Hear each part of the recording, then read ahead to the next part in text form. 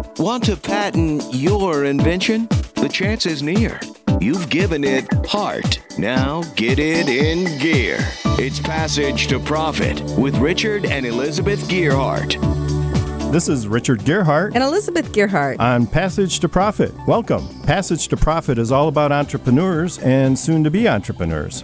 Elizabeth, do you think people listening are thinking, hey, I have some great ideas and I should figure out how to make money from them? I sure hope so. Well, listeners, you can. Stay tuned and listen to successful entrepreneurs tell you how. And I just want to say here, if they can do it, you can do it. Hey, we did it.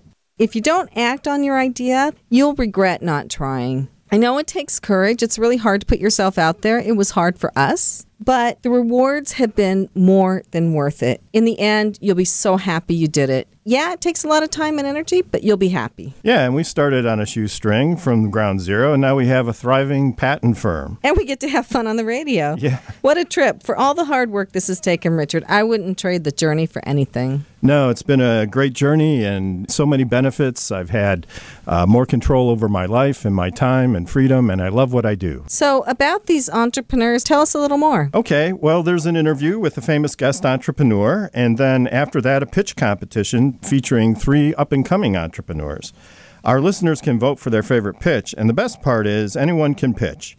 And you'll get a great feedback from our listeners and mega publicity. So how do you get on to pitch? Well, we hold pitch auditions in New York City, and if your pitch is right for us, you can go on the air. And it doesn't cost anything. It doesn't matter who you are or who you know. Go to our website, www.gearhartlaw.com, and find out how to come to a pitch audition. And let me explain how the contest works. After the pitches, you, our listeners, can Google Passage to Profit and find the page on gearhartlaw.com. Then vote for your favorite pitch. You can vote for a week, but you only get to vote once. So, get your friends to listen and vote. If they miss the show, which I hope they don't because it's always better live, right? But and they are your friends, too. They should be listening, right? Exactly. There is a podcast you can find on iHeart. And just tell them to listen to the podcast and to vote for you because, of course, you're going to be the best one. And in the meantime, if they cannot remember what the name of the show or the podcast is, you can tell them to hold this visual in their head. Imagine you, or themselves if they want to, walking down a passage with a big pot of gold at the end. Passage to Profit. Yes, and may your passage be short and your profit be huge.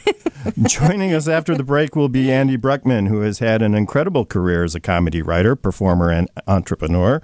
And we'll be talking with him about his latest projects. So you're listening to Passage to Profit on iHeartRadio, WOR 710, the voice of New York. There's never been a better time to start your own business. The opportunities are infinite and only limited by your imagination and enthusiasm. At Gearhart Law, we believe the most successful companies all have one thing in common. They start with a solid foundation first. Gearhart Law has years of experience protecting entrepreneurs' ideas and brands using patent, trademark, and copyright protection. So if you have a new consumer product, a new software application that you're planning to build or sell, or a brand or company name that you want to protect, contact the experts at www.gearhartlaw.com. Our professionals will create a custom strategy designed to fit your needs and your budget. All of our attorneys are passionate about protection, licensed and qualified to represent you before the United States Patent and Trademark Office. Don't start your project without calling us first. Visit gearhartlaw.com. Together, we can change the world. Visit gearhartlaw.com. This ad has been read by a non-attorney spokesperson. Now back to Passage to Profit. Once again, Richard and Elizabeth Gearhart. Our guest this week is Andy Breckman, and his accomplishments are legend. Andy is a professional writer, notably the creator and executive producer of the Emmy Award-winning series Monk. He has also written screenplays for the movies, including Sergeant Bilko, starring Steve Martin, and Rat Race, directed by Jerry Zucker. He also wrote for Saturday Night Live and David Letterman, and is recently producing the TV series The Good Cop, coming out in September. In September, third week of September. Yeah, congratulations on that. Well, that might be premature.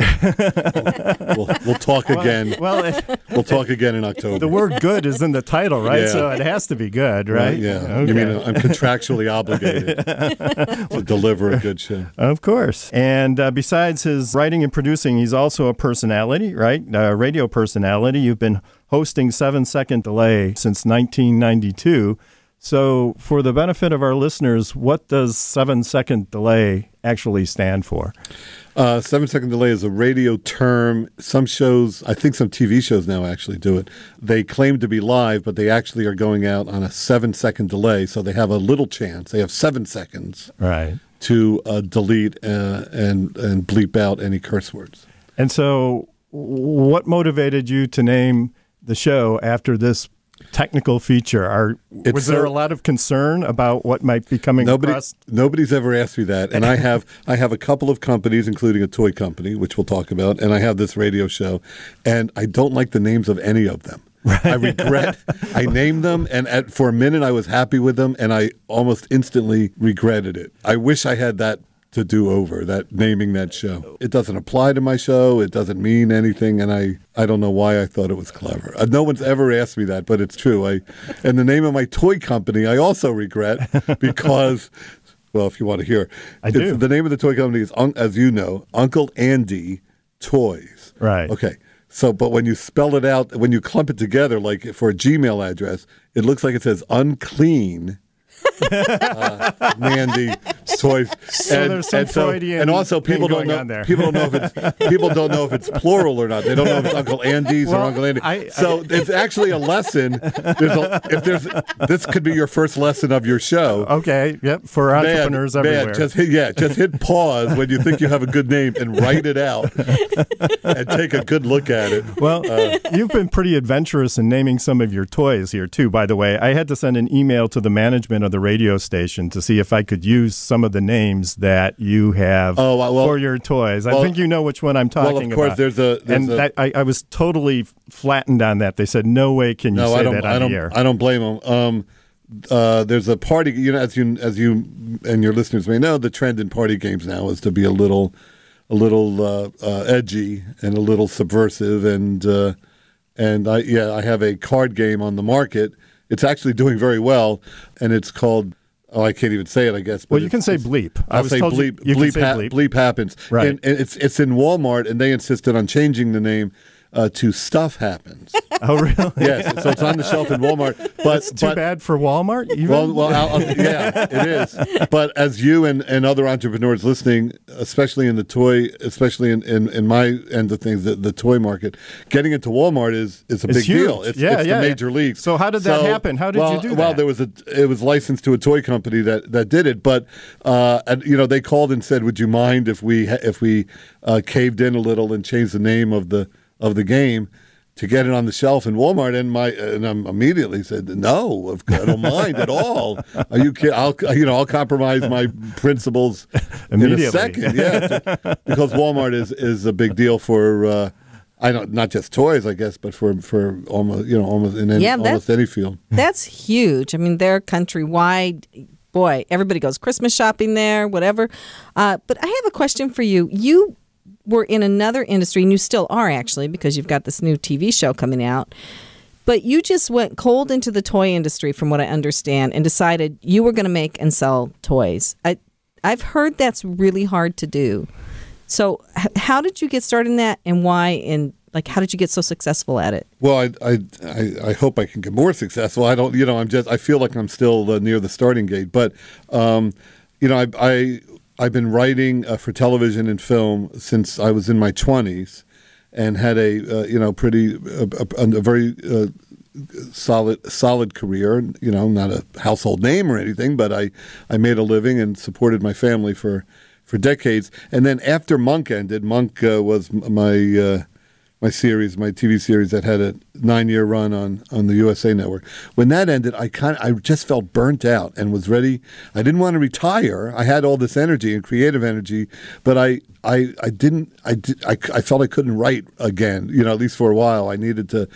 I guess farmers call it when their fields are fallow. I just had to do something else, and so I was in my mid-50s, and I always wanted to create a product and develop it and go through that process and bring it to market. I've always kind of admired people that do that. I also always admired people that pivot, that can pivot, maybe late in their life or at the end of one career or mid-career and just try something new. I always think that's fantastic. You only get one life and you want to, you should live it to the fullest. And, people like Al Franken, for example, I knew as a comedy writer. And then, I woke up one day and he's in the U.S. Senate. And, I just admire people like that. And so I, from scratch, you're absolutely right. I didn't know anyone. And I didn't even know where to begin, and I decided to start a toy company. And it really started actually with you and Richard. When I patented my first idea at your firm, it was like a drug. It was so exciting to me. You should actually have a warning label on those patents because you patent They're something. addictive, aren't they? Yeah, they are addictive. You patent one thing, and it just goes to your head. You're so proud because it's proof that you had an original idea, and it's out in the world now, and it's your baby. So after that first patent, I was really hooked. And I started doing toys, and I've sort of segued recently into more games. But that's what I've been doing the last 5 or 6 years. Yes, well, I've had the pleasure to see at least one of your games in the firm that you are patenting, and I must admit it's a little irreverent, but it is absolutely hilarious. And I loved it. Yeah, well, I think your stuff is great. Oh, good. Okay. The bingo. Oh, yeah, travel. Oh, Travel Bingo. Travel Bingo is now licensed to a company called Breaking Games. There's a game out called Who Tooted, which combines the thrills of flatulence and poker. Which finally together in one game, and that's a family game, by the way. It's for kids. You combine those two usually for like seniors who are playing poker, right? They probably love it too. Or the dogs playing poker. But that game I did patent with you and sold it to Goliath Games they're out of it's an international company, but their U.S. arm is based in Texas. So I think people would love to be able to create a toy and sell it to another company that's really going to market it and get it into Walmart.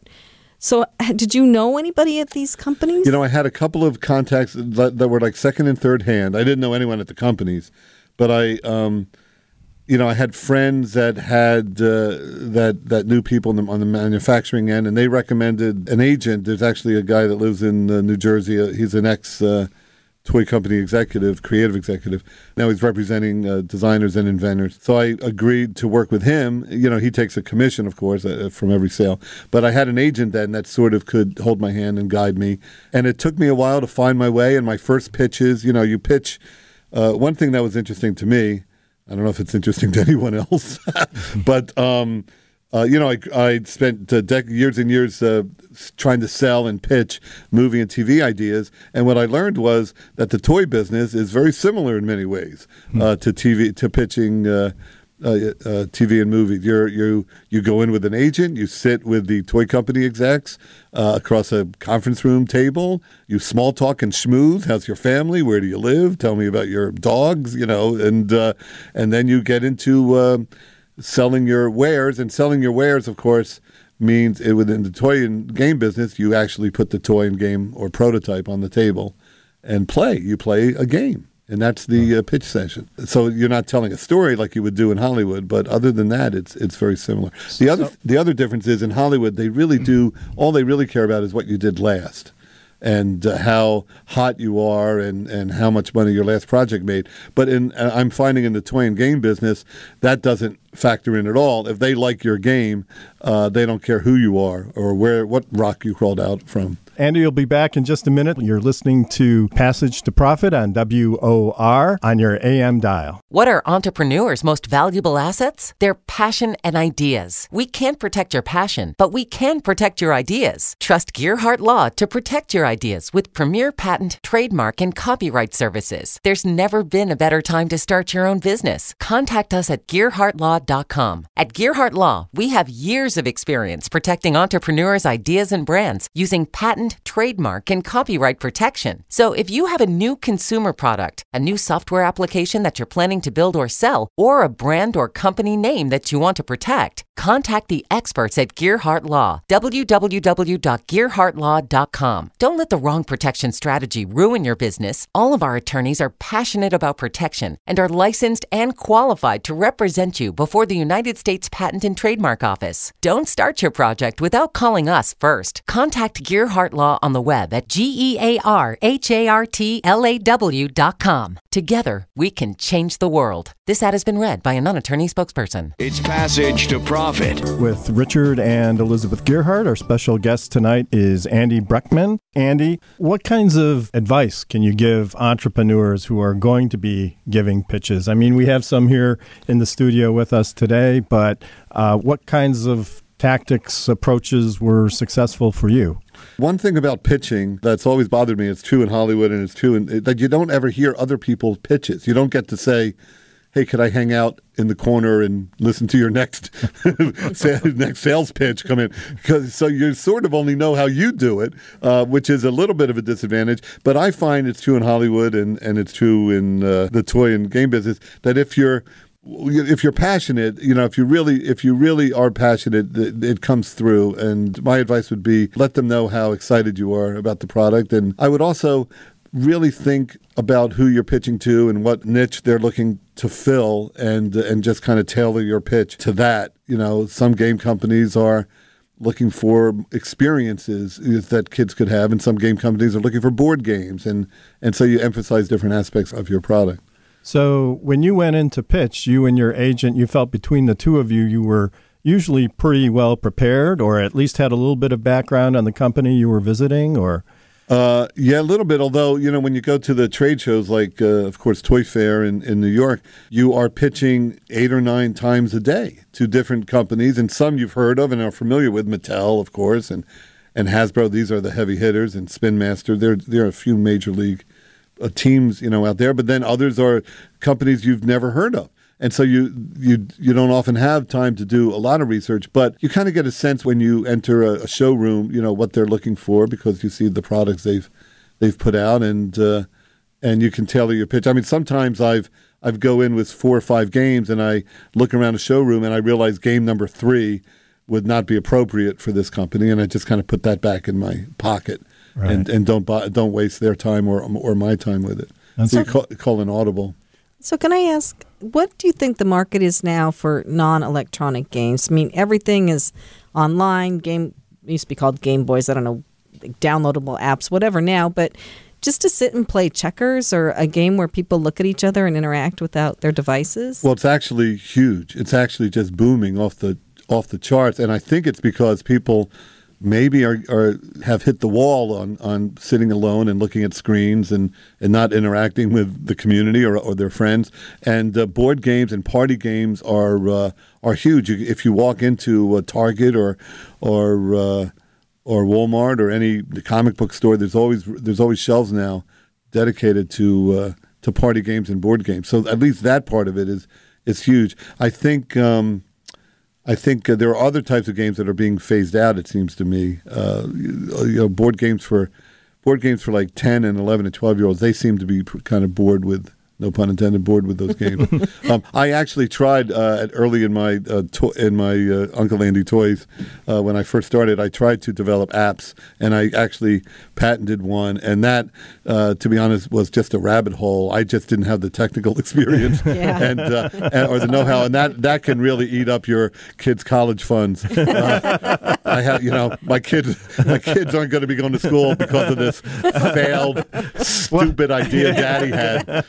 But it really eats up so much money, because you need, at least I do, you need to find and hire designers and programmers, and you're competing with people with really deep pockets, out there. And I just, at least speaking for myself, I couldn't find a way to get traction on the apps. So, speaking of canines, can we bring up Canine Commando, your latest project with us? We can. Well, actually, Richard, I'll defer to you. Can we? We can. The patent has been filed. The patent's been filed. Yeah, 2 weeks ago, I would have hesitated. It would have been a terrible question. Well, the idea that I have a partner, Will Saccharin, who is, he's putting it together. He's a mechanical genius and programmer too.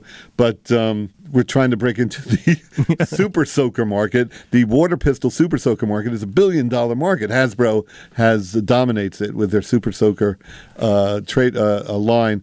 But we're trying to figure a way to shoehorn into that. And the idea that we came up with is we have a super soaker. It's a big water pistol. It's remote controlled. You can control it from a distance, and it's strapped on a harness, and the harness is strapped onto your dog, and your dog runs around the neighborhood just shooting water at unsuspecting neighbors and mailmen and your sister. I just want to... In a perfect world, your neighbor has a Canine Commando, and so two dogs are fighting it out. And it's like two lawyers in the same town, right? Yeah, exactly. Two lawyers in the same town. And by the way, no dogs were hurt in the filing of the patent. That's right. Well, we're looking forward to, we're getting a prototype made actually next week, and we'll make a video of it, and we'll see what happens. I'm excited by it, like all of my ideas. I'm really excited by it. I can't wait to see it can't wait to see a working prototype. But of course, no one bats 1,000, and I've been batting maybe 200. Maybe 1 in 5 things fly, which is perfectly respectable. It's perfectly fine, and you're never going to hit the ball out of the park every time. But it's so much fun doing it. Well, Andy, what last piece of advice would you give to anybody who wants to start a business and go for it big like you did? I can only speak for myself, of course. But I would say it's one of the best decisions I ever made.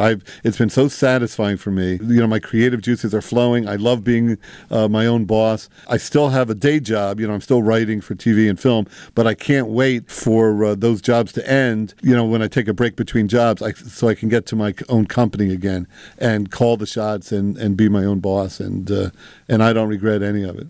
No, that sounds Thanks, great. Andy. That was fantastic. Sure, my pleasure. Yeah, thanks so much. Andy will be back in just a minute to help us judge the pitch contest. You're listening to Passage to Profit on WOR on your AM dial. There's never been a better time to start your own business. The opportunities are infinite and only limited by your imagination and enthusiasm. At Gearhart Law, we believe the most successful companies all have one thing in common. They start with a solid foundation first. Gearhart Law has years of experience protecting entrepreneurs' ideas and brands using patent, trademark, and copyright protection. So if you have a new consumer product, a new software application that you're planning to build or sell, or a brand or company name that you want to protect, contact the experts at www.gearhartlaw.com. Our professionals will create a custom strategy designed to fit your needs and your budget. All of our attorneys are passionate about protection, licensed and qualified to represent you before the United States Patent and Trademark Office. Don't start your project without calling us first. Visit GearhartLaw.com. Together, we can change the world. Visit GearhartLaw.com. This ad has been read by a non-attorney spokesperson. It's Passage to Profit. With Richard and Elizabeth Gearhart, our special guest tonight is Andy Breckman. We're going to be going to the contest segment of our program. Each contestant will have a total of 8 minutes to make their pitch. The first 2 minutes, they fly solo, and for that time, describe their project and put it in the best light. The remaining time is for the Inquisition, where they'll be challenged by Richard, Elizabeth, and Andy to describe their project in greater detail and convince the audience their project is the best. At the end of the program, you, our listeners, will be directed to the Passage to Profit page on the Gearhart Law website, where our listeners can vote for the pitch they like best. So turning things over to you, Elizabeth, please introduce our first contestant. Well, I am very happy to have the toy tamer, Evelyn Cucciara, here, and she is going to talk to you about her incredible method. Hey, everybody. As Elizabeth said, I am Evelyn Cucciara, the toy tamer. I come into people's homes and put in the right structure and system so the children are actually in charge of cleaning up. Now, a clean, neat playroom is kind of like the icing on the cake, but the real reason I do this is to empower the children. We tend to be in a time right now where we are raising children who cannot do anything because we do everything for them. So as a result, as they get older and older, we're doing more and more and more for them. However, if we kind of switch that around and put it so that their clean playroom is on their responsibility list, then they become in charge of their own world. Now, no matter how many times you ask them or yell at them, they're not going to do it. So the way my system works, it works off of behavior modification and instant gratification, making cleaning up the playroom into a big game. So what kind of happens is that instead of the children not wanting to clean up, they're like, oh my gosh, we get to play a game, let's do it. They take charge, less meltdowns, less temper tantrums, and there's peace in the playroom once again. Perfect. Okay. Well, I have one comment I want to make. So I've heard this pitch before, but I do want to say one thing I love about this is it teaches kids skills that can carry throughout their life. Mm-hmm. Definitely. Executive functioning skills. An organized child produces an organized adult. And when children are surrounded by chaos, clutter, things like that, they think that way. But when they're surrounded by organization, in my world, bins, cubbies, that sort of a thing, they can then compartmentalize their thinking as they get older. Sports is in one part of their brain, homework in another part of their brain, and so on. I have young kids. I absolutely agree with you. I have young kids, and we beg them and often have to dangle rewards in front of them to get them to clean the room, and they're so reluctant to do it. But once they do it, they're so proud of themselves, and they love then they spend more time in their room and enjoy the space a lot more. And I think it's great. Can you tell us, or tell me? I don't know if Richard and Elizabeth know, but like physically, what are you marketing? What exactly are you selling? Physically, what I do is I'm selling a service. Oh, it's a service. Exactly. So I go into people's homes and put in inexpensive structures that hold toys that can then grow with the children. So there's no giraffes or elephants on them. So the furniture that I put in can go through your teenager. They can take it when they move out of your house, finally. Do you supply the furniture? Yes, I do absolutely everything. We show up with everything. We do the entire playroom in one day and leave by dinner time, and your child is then set for life because we also do new labels for the rest of their life. What is the process? Do you come in and meet the family and look at the space, and then you leave and design a custom made? Exactly. Oh, wow. Oh, yep. It's all fantastic. specifically for what that child's interests are. Do they need an art area? Do they need a dress-up area? Do they need Lego storage up high because their little brother or sister is going to destroy all their Lego when they're at school? My background comes from child psychology as well as art education, so I tend to speak child, so I understand what their fears are and understand what they're concerned with in their playroom, what they need to have fun. For an example, most kids have playrooms that have a dress-up area, but very few have a mirror. So if they don't have a mirror, how do they know what they look like? Right. That's a good point. So just so I understand it, the method revolves around particular pieces of furniture.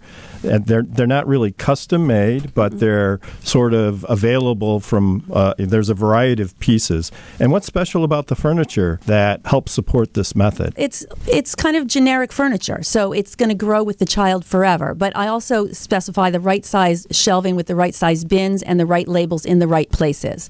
So what I like to do is called the SANE method of organizing. It's something that I invented. S stands for sort, get rid of the things they've outgrown or are broken. A stands for arrange, you need the right shelving and the right bins. N stands for name, you need the right labels in the right place. And E stands for everyone, which means you need some sort of a catalyst to start off the cleanup process. For me, it's a bell that puts the child in charge of the entire system. That sounds great. And how long does it take to see a change from the initial messy room to the clean, consistently clean room? Well, depending on how you're asking that question, we do it all in one day. So we get there in the morning. By the time we leave, it's done. The children take over from that point. It will never be messy again after we leave. Wow. Wow. Now, there's only one of you? There's me and my husband. Okay. You and your husband. Oh, yes. Great. I love that. There's me and my husband. But, yes, to answer your question, what my goal is in life is to take this, make it something that I can market to sell to other home entrepreneurs who want to start a home-based business to go out and help other families. I do this because I love helping children,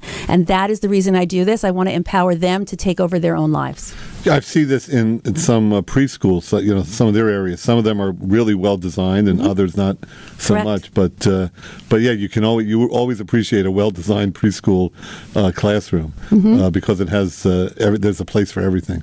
Are you doing more bedrooms, or are you doing more playrooms? Mostly playrooms, though I do some bedrooms that are a combination bedroom and playroom, but mostly playrooms. So you're basically Mary Poppins. Pretty much, yeah. Exactly. She makes. What was her song? She made. Spoonful of sugar. Spoonful of sugar. Yeah. And it's so funny because I'm really the only person who does this. I mean, I have I wouldn't say I have an organizing background. I like to invent systems and habits to make my life easier. So that's where this came from. I used to run a family daycare many years ago, and I didn't want to spend an hour putting toys away at the end, so I came up with a system. Oh, that's great. Can you create a system for adults too? Yeah, I'm thinking I can, but I don't like to because with adults, everybody's got baggage and you don't want to get rid of things. Children are not tied to many things. Once they've outgrown it, they're done with it. So they're happy to let things go. Right. I think one thing I really like about you too is I really feel like you go in with the non-judgment zone. Oh, completely. You know what? Totally business. Completely. I don't care if you look like a hoarder lives here. I'm not going to judge you. Right? Well, I get excited when I see a really messy playroom because I can already see exactly how it could be and how it can completely change that family's life and, more important, that child's life. So do you allow the children to sort of decide kind of where they're going to be putting their things? Do they have a role in deciding what storage spot their teddy bear is going to go into? Or do you kind of create more of a structure for them? I create a structure so that like things are stored with like building toys are all stored in the same sort of area. Art supplies are all stored in another area. Dress-up things are all in another area because then it makes sense when it's time to put it away. I mean, there are labels hanging also, but when like is stored with like, it's easier to put it away. That sounds good. I'm learning a lot. I'm thinking about all the things that I could do to improve my my office, my everything. So I'm feeling inspired. Yeah, no, we desperately need it as well. And what's great is it's just like you said in your introduction. It's a lifelong habit. Yes, people they start putting things away, and they will. And hopefully that'll carry through to the rest of their lives. So what is the youngest age that you start with? Usually age 2. Wow. And they learn? Of course, because it's a picture of their actual toy. It's not a generic picture of a train taken off, the internet. It's their actual toy. They're smart. 2-year-olds are very smart. Give them a chance. I think, that's brilliant. So there's a picture on the shelf. Of the train, and that's where the train should go. Exactly. When they're instant gratification. When the bell rings, they match it up. Oh, that's awesome. Great. This is Evelyn Cucciara. Do you have a website that you I do. It's very simple. It's thetoytamer.com. So go to thetoytamer.com, and you work in the New York, New Jersey, tri-state area over here. Okay. But I can do it online also. I can give you the how to do it yourself, but give you the plan. That's fantastic. Well, thank you very much, Evelyn. You are listening to WOR 710 AM radio on iHeart with Richard and Elizabeth Gearhart, Passage to Profit. Hi, I'm Lisa Askley's the inventress, founder, CEO, and president of Inventing A to Z. I've been inventing products for over 38 years. Hundreds of products later and dozens of patents. I help people develop products and put them on the market from concept to fruition. I bring them to some of the top shopping networks in the world: QVC, HSN, eVine Live, and retail stores. Have you ever said to yourself, someone should invent that thing? Well, I say, why not? Make it you. If you want to know how to develop a product from concept to fruition the right way, contact me, Lisa Askley's the inventress. Go to inventingatoz.com, inventingatoz.com. Email me, lisa@inventingatoz.com. Treat yourself to a day chock full of networking, education, music, shopping, and fun. Go to my website, inventingatoz.com. Passage to Profit continues with Richard and Elizabeth Gearhart. With Andy Breckman on WOR. I'm here with our second pitch, Linda Zima from Aero Defense, and you have 2 minutes. Go. Thank you, Richard. Well, I'm very happy to be here. Elizabeth told me that I should just give my investor pitch. That'd be simple. The problem is I don't have one. I've raised funding the old-fashioned way. I've sold some stuff. I founded, true entrepreneur. Yeah. I founded Aero Defense in late 2015. It's a passive RF drone detection system. And what makes us different is we locate both the drone and the pilot. That's the unique part there. We're a legal RF system. Turns out a lot of RF systems, if not most on the market, violate federal wiretapping laws. And the system works. We've been proven in high traffic urban areas as well as the desert area. Elizabeth asked me why and how I formed this company. I saw drones interfering with firefighters in California in 2015, crash land on Angela Merkel, and crash at the U.S. Tennis Open. And I looked at the market at that time, and the solutions were traditional, like cameras and acoustic and radar, and they ranged from fairly ineffective up to too expensive and military and complicated. So my background is in internet security. I said there should be a simple way to do this. It needs to be automatic. And the original proof of concept was like internet security to keep the bad things out. That's when we realized how many laws we were violating. So, Andy, we pivoted. You pivoted. Pivoted to become a legal company. So if I had been playing with other people's money, I probably would have bet that the laws will change and I would be first to market and I would get big fast. Because I was paying for it out of my own pocket, I was a little concerned that the illegal system would be a barrier to the sales cycle and that the FAA, FCC, and Department of Justice might not make a decision and change the regulations in time before I ran out of money. So we're having success. We're selling to stadiums. We're about to close in the New York metro area. Our system is the only one out of 3 or 4 that were tested that located the drone and the pilot. We are working with a partner to target the correctional industry. We have pilots in 2 prisons in 2 different states, and we have 2 production systems going in and in a 3rd state. Because I self-funded because I wanted to focus on the customers, the product, and the community. I wanted a small number of customers and refine the solution so that I could really nail it for them, and they would become great references. Then I could scale the business. So nail it, then scale it. That's a great book. I recommend entrepreneurs, aspiring entrepreneurs to read. Because I self-funded, also I was able to focus on the community. For example, I've been a participant in the Cape May County UAS Innovation Group run by Carol Matisic, where I learn, I help, I inspire, I've been inspired. I attribute a great deal of success to them. And also even just my website, it is in .tech. The Startup League, so that's good. But the most important thing is team. We work with smart people, nice people. They're passionate about it. They work hard. There have been some folks that are working and just doing it for no pay because they're so passionate about it. So that's been my passage so far to profit. Oh, that's great, Linda. Thank you very much. So RF, what is RF for our listeners who don't know what RF is? Right. It's radio frequency. That's like the channel that the drones and the controllers communicate on. Right. So your technology allows you to pinpoint drone pilots. Is that essentially? I love that. I love that. Yeah. So it's like one of these, freaky movies like I'm trying to, where they're flying around with the satellites and they see you from this big sky map and all of these electronic circles and stuff, and then you find that person and then you tattle on them. Is that basically it? That's pretty much it. We'll send a text or an email to the proper authorities, or we've got a command console and big alarm goes off. It sounds like an air raid siren. And we've got it integrated with Google Maps, so you can zoom into Earth view and you can see the path where the drone's been and where the pilot is. Wow, it's pretty cool. You don't interfere with the drone; you're just identifying the drone and the pilot. Well, you're not bringing it down. Not anymore. Oh. That's how it started, actually. Right? Our first proof of concept was we would disrupt it or take it over, and if they change the laws, we can reincorporate that. Right. Or if the federal government comes knocking on the door and gives me a big pot of money, then I could spend development cycle on that. But I can't develop it on spec. I hope they do. That would be great because I know a lot of these drones pose a real threat.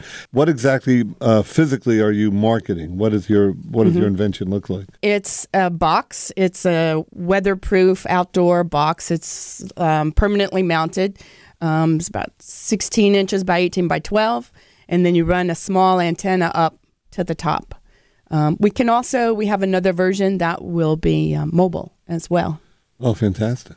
So can anybody buy it? Is it restricted to only the government can have it? I'm sure the government's interested in this, right? The government is quite interested. We've been working with Homeland Security and other agencies. We've been in some of their evaluations at Quantico and New Orleans. There is a restriction called ITARs that doesn't apply to us. That's I've learned so much. Mm-hmm. International trafficking and arms regulations or something like that. But I went through the process, and being a legal system that's not restricted is turning out to be a huge advantage. Wow, that's great. So I could go buy one. Like if there's a drone buzzing my neighborhood and he's driving me crazy, I could buy it and pinpoint the guy. And then, well, you'll need to buy, if you want to pinpoint him, you'll need to buy at least probably 3 of them, because we triangulate, because you can't open up that signal and read the GPS coordinates without violating the wiretapping laws. So we're like a cell signal. We triangulate. And will it also identify dogs wearing super soakers and their pilots? Well, if they have an RF collar on, yes, absolutely. Watch out!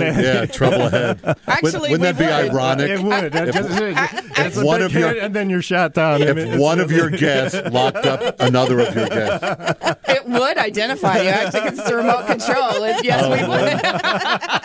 No, I come in peace. So, Linda, are people using this now? Yes, we are installed in 2 prisons, one in the southeast, one in the west, and we're getting ready to install in 2 more prisons. That's to deter drones coming into the yard and with contraband?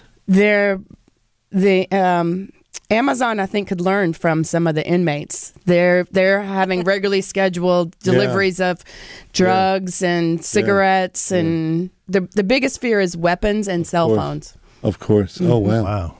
Wow. What a world we're living in. Yeah. I would have never even thought of that, I didn't know going to men's prison was on my bucket list, but I've checked it off. Wow. Good for you. Yeah. Well, that's very, very exciting. I'm very impressed. So, we're getting down to the last minute here, Linda. How can people find you, find out more about your product, and contact you if they have any follow-up? Sure. Probably the best way to get a hold of us is on our website, which is AeroDefense, AeroDefense.tech. aerodefense.tech. Wow, that's a good one. I hadn't heard that extension before. Yeah, well, and actually that's great for entrepreneurs. I got a T-shirt from the Startup League, and they do things to help entrepreneurs as well. So I recommend them also. Well, wow, great. That's great. Thank you very much for coming. You're listening to Passage to Profit, 710 AM, WOR. We'll be right back with our third and final pitch. There's never been a better time to start your own business. The opportunities are infinite and only limited by your imagination and enthusiasm. At Gearhart Law, we believe the most successful companies all have one thing in common. They start with a solid foundation first. Gearhart Law has years of experience protecting entrepreneurs' ideas and brands using patent, trademark, and copyright protection. So if you have a new consumer product, a new software application that you're planning to build or sell, or a brand or company name that you want to protect, contact the experts at www.gearhartlaw.com. Our professionals will create a custom strategy designed to fit your needs and your budget. All of our attorneys are passionate about protection, licensed and qualified to represent you before the United States Patent and Trademark Office. Don't start your project without calling us first. Visit GearhartLaw.com. Together, we can change the world. Visit GearhartLaw.com. This ad has been read by a non-attorney spokesperson. Now back to Passage to Profit. Once again, Richard and Elizabeth Gearhart. Our final pitch guest is Kim Baker. She has Glamazon Beauty Cosmetics. And I'm going to let her go ahead and describe her company. Hi, everybody. So my name is Kim Baker, and I'm the founder of Glamazon Beauty Cosmetics, which is a multicultural beauty brand. The world has changed in the sense that, we have all type of people here in this country. We have Filipino, African Americans, and then, of course, there's all kind of mixed children today. And so I came up with this multicultural brand to be able to provide the shades for a woman from the lightest skin to the darkest skin and all in between. I am looking at you, and I don't see a single line or wrinkle on your face, Kim. And I understand you have grandchildren. I do. I have 3 grandchildren, a 12-year-old, an 8-year-old, and a 2-year-old who's going on 40.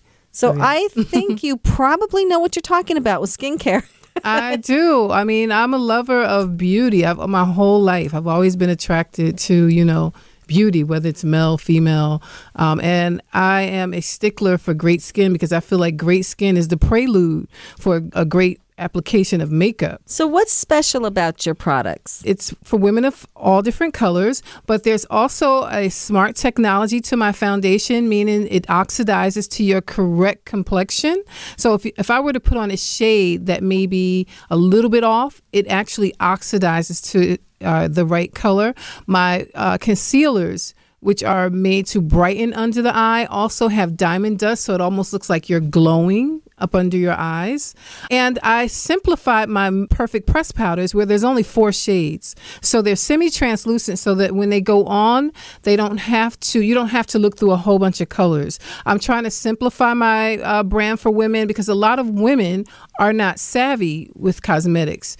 A lot of women will buy makeup products, and then they'll sit in their, drawers. And it's because they don't know how to use it. So I kind of simplified, which I call Simplified Beauty 101, where, for instance, my Havana powder is a very light powder that you would use under your eye, and it works for every complexion. And then I have another 3 shades, Saint-Tropez, Tahiti, and Catalina, which are for darker shades. But there's no color to it. It just gets rid of shininess. This sounds like a fantastic line. It really is. Yeah, I always have a hard time matching. I'm really pale, in case anybody hasn't seen me, and I always have a real hard time matching. We've got you covered. We have from the lightest to the darkest. I understand that you are also a makeup artist and that you have put makeup on some pretty well-known people. Yes, so I am a celebrity makeup artist, and that was what I was doing before the cosmetics line. And some of my clients were like Tom Cruise, which I worked on the Mission Impossible, junket, and Meg Ryan, Matthew McConaughey, a lot of different people. So, yeah. Well, you must be good because I know I've seen men on TV. I'm like, that guy's wearing lipstick. But I never thought Tom Cruise or Matthew McConaughey was wearing makeup. Yeah, for men, we call it grooming. It's especially challenging now with the HD TV. HD TV tells no lies. Yeah. Tells no lies. Yes. Shows every pore.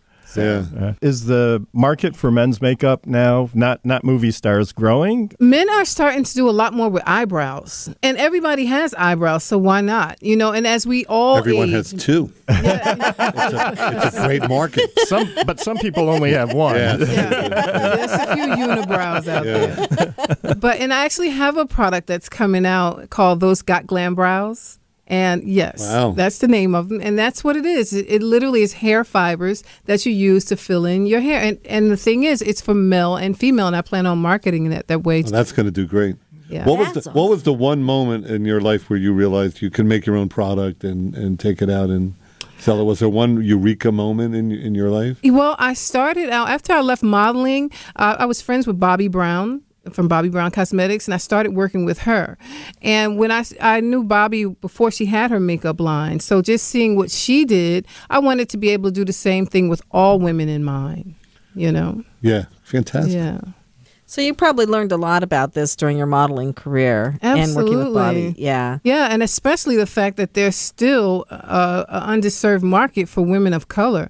I mean, you talk about most women who are women of color, we come in about 40 shades, and now that there's all these mixed marriages, it's probably even more than that. And people have like 3 shades for Black people. I'm like, how is that possible? That's awesome. I'm sure there's a huge market for what you're doing. It is. And right now I'm looking to, launch on QVC and believe it or not, probably be one of the first women of color up there selling cosmetics. Really? In 2018, yeah. Wow. So do you have a launch date for QVC yet? Not yet. We're working on it. I'm working on it with Lisa. Yeah. Yeah. Mm-hmm.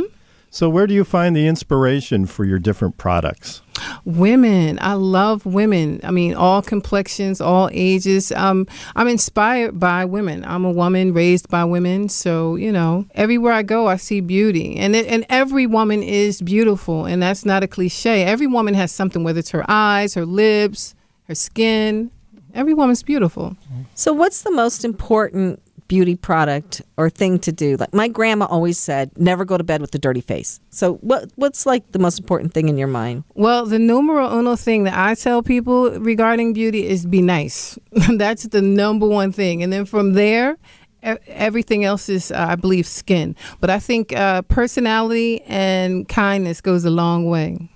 Yeah, I have to agree with you, because if you see somebody walking down the street and they've got a skank face on, you're just like, ew, you know? Pretty much. Yeah, you're right. It doesn't matter. It doesn't matter what makeup they're wearing. Absolutely. And beauty starts within.